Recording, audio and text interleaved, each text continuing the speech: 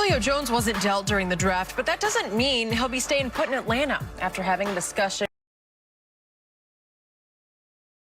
with the Falcons GM. Peter King said that he feels there is still a greater than 50-50 chance Julio is traded. Shannon, would you trade Julio?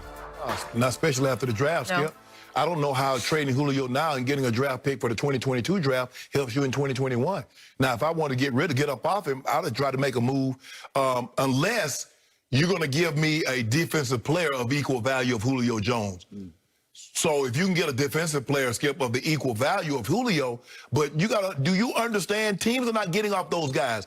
A value of Julio Jones, you're talking about a Khalil Mack. You're talking about like a Jalen Ramsey, a guy like that, Skip, a Devin White. Teams are not getting off those guys. So for me, I wouldn't trade Julio because I think now you just get into a situation like Matt Ryan. I need you to be MVP, Matt Ryan. I know Calvin really had almost 1,400 yards. We got Kyle Pitts, Julio, and we basically just going out there trying to outscore everybody, Skip. We just try to be the greatest show on turf, 3.0 or 2.5 or whatever you want to call it, and score as many points as we possibly can, knowing that we're not as good defensively as we need to be. So we just going to put pressure on you that way. And Arthur Smith, I like his story, Skip. I was doing a little, I don't know if people know who his dad is. His dad is Fred Smith, CEO and founder of FedEx. And he started out in Washington. And he believed he could move up, but he said, you know what, I need to go to a different organization. Because if I move up here in the ranking, you're going to say because my dad is a minority owner. That's the only reason I got where I got to. So he's like, nah, I'm going to do my own thing. And he's made a name for himself in Tennessee. So I think he's going to do a very good job with this team in Atlanta. But I would not trade Julio, Skip, unless you're going to give me a Jalen Ramsey, a Khalil Mack, a Devin White type of a player. Unless you're going to do that, I ain't trading him. Well, maybe if somebody thinks as highly of Julio as you do, they would give you that kind of player. But Tampa's not going to do it. Rams not going to do it. So who, I mean, Chicago? Maybe. Okay. Would they give you Khalil Mack straight up? I doubt it. Okay. I would trade Julio. And I'm back to that old baseball axiom from the great Branch Rickey, who always said you should trade a player 1 year before you think you should. He might be developing chronic hamstring issues. It happens later in careers to receivers of this quality because he is obviously freakish in size, speed, and hands. Freakish.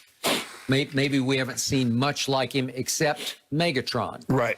And I believe Kyle Pitts is the new Megatron. I don't even think he's a tight end. He's just some sort of hybrid receiver that you can split out wide and throw to him. And we agree that Kyle Pitts, I think, is going to be the best player at his position in this entire draft. So Atlanta said, we got Kyle Pitts. So you look at Julio, and 2 years ago, your favorite website, Pro Football Focus, ranked him second overall among receivers in just pure grade. Last year, he fell to 9th, but he only played 9 games. So he's 32. This is his 11th. He'll be going into his 11th season.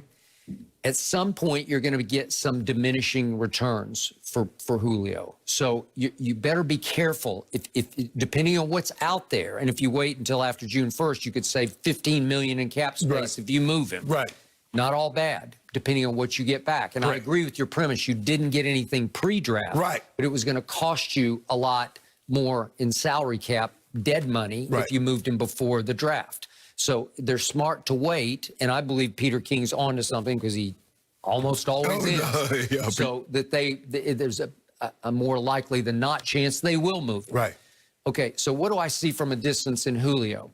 Well, he's not your basic alpha because he's not the leader of the team. And there's only one guy that I was ever around who served that role as a receiver, and that was Michael Irvin in Dallas, Texas.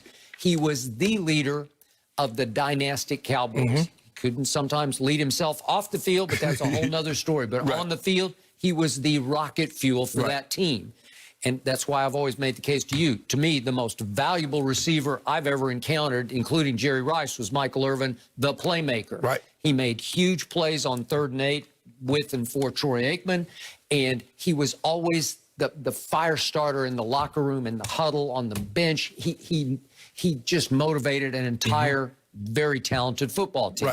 I don't get that from Julio. He seems more follower than leader, or No, just unto himself? Yeah, he's very much to himself. Yeah. And he's one of the few receivers of his ilk that you throw him 3 balls, he's going to be happy. You throw him 15 balls, he's going to be happy. He just wants to play football and win. He's not vocal. He's not Michael Irvin in that aspect. Nope. He's not a Chris Carter. He's not one of these guys that's vocal and going to get in guys' face. He's just like, I'm going to go do my job. I'm going to lead by example. And that's not always the best way, but that's the way that he knows. And for me, Skip, I believe he's going to go for 1,500 yards. Because you look at the number, he was on pace for 1,500 yards again. That's what he does. 1,500 yards, just Julio healthy, 1,500 yards. He missed 2 or 3 games, Skip. I mean, he had, 3, 4 games of 250 or better. Most guys only have 1 in their career. He has 3. He has that kind of ability. But you just said Julio healthy. Yes. You sure? I believe it. He has, for the most part, Skip, he's never been injured in back-to-back seasons. So for me, I'm gonna hang my hat on that. Atlanta, Skip, they were 4-12 last year, but they blew big leads to Dallas, started 0-5. They were 2-8 one-score games. Only the Jags were worse. So you see a break here or there, get a defense, get a stop here or there. You're looking at a different Atlanta team. They're not, picking 4th. Yep. I wouldn't trade Julio. By the way, what happened at 0-5? Dan Quinn got fired. Yeah. And what soon happened after that? They went a little hot streak. They won a couple games. No, Dan Quinn got hired by my team to save the day after his defense was one of the worst in pro football once again. But you and I don't get it. But that's just me. They beat the Cowboys. Yep. They win at Chicago when they had a 17-point lead. Yep. We might be looking at a different team. Skip. Maybe. You start losing games early, it's hard to flip it around. Okay, but if you trade Julio, have you lost a big part of the psyche of the team or sort of the guts of the locker room? I don't think so, because he's unto himself. Well, we're gonna find out, because if you trade Julio, now I can center my attention on Calvin Ridley. So now I got less people to worry about. Okay, I would trade him. I would move him, especially if you get, if his value is as high, if the rest of the league is seeing him right now as you see him, and I don't, you should move him and get, thank you, what he's, you should maximize his worth right now.